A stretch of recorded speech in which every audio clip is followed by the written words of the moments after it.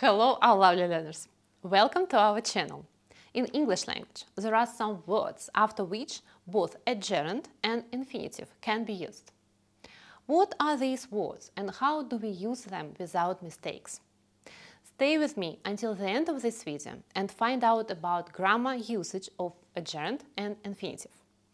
After this video, our free grammar quiz is waiting for you to check your understanding of this rule. Let's get started.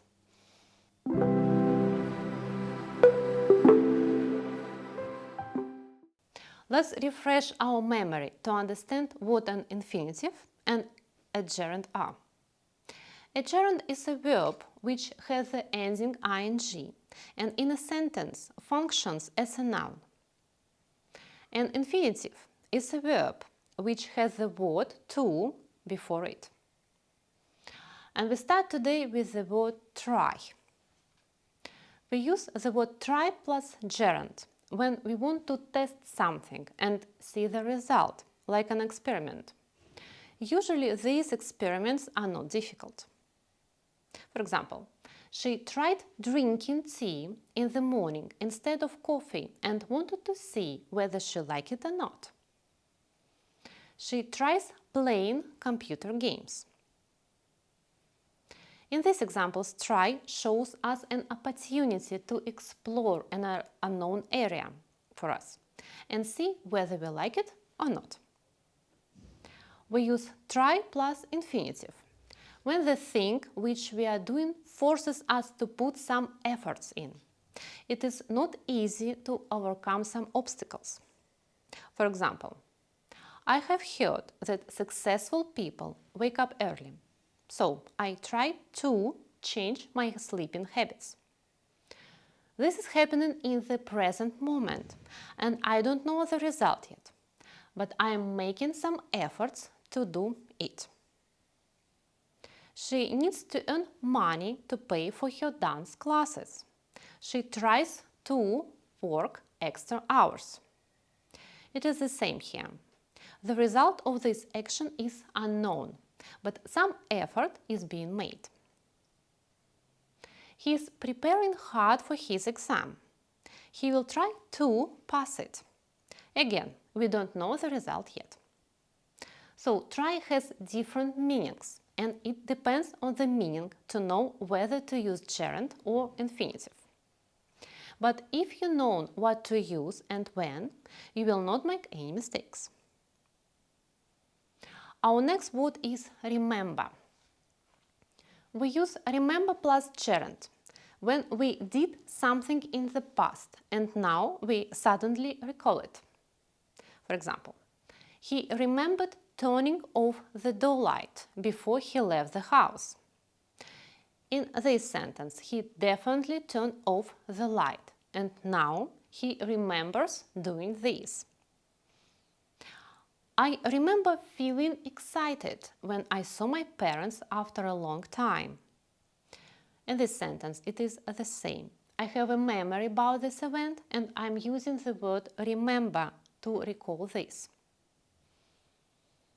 We use remember plus infinitive when we recall doing something in the past that we needed to do.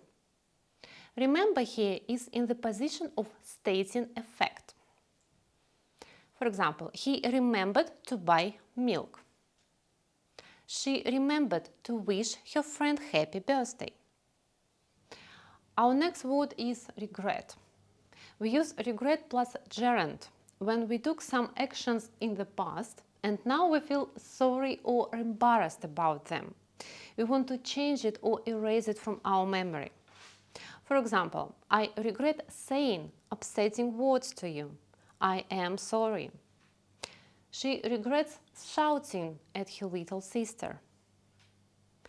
We use regret plus infinitive when we have to say something, usually unpleasant or upsetting things. For example, we regret to inform you that the flight has been cancelled. I regret to say that I will be unable to join you at the gym.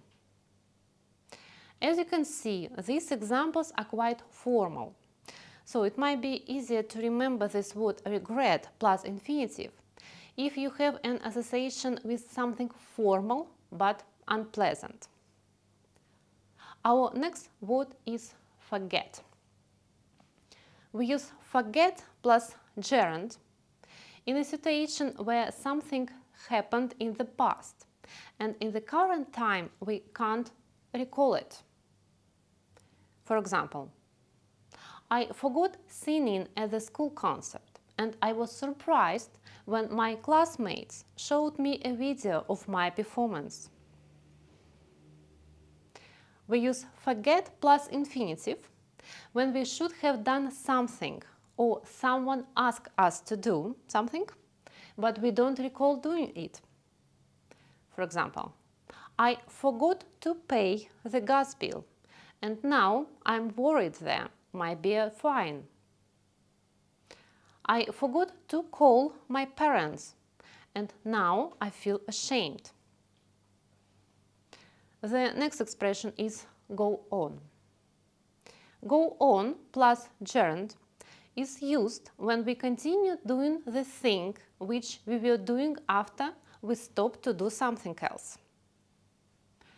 Go on plus infinitive is used in meaning to do something new. Please compare. She is going to drink some water and then go on reading her book. I think she will complete the training program and go on to become a coach. In the first example, she was reading. After that, she stopped and decided to drink water. And after that, she will return to her reading activity. In the second example, she will complete her study and after that starts something new. And the last word for today is stop. Please see two sentences. She stops to drink coffee. She stops drinking coffee. After the word stop, we use an infinitive and a gerund, but both two words have different meaning. In the first sentence, she stops to drink coffee. Maybe the person is walking somewhere and in the middle of this action she wanted to drink coffee, so she stopped. Let's call it the action number 1. After that she drinks coffee.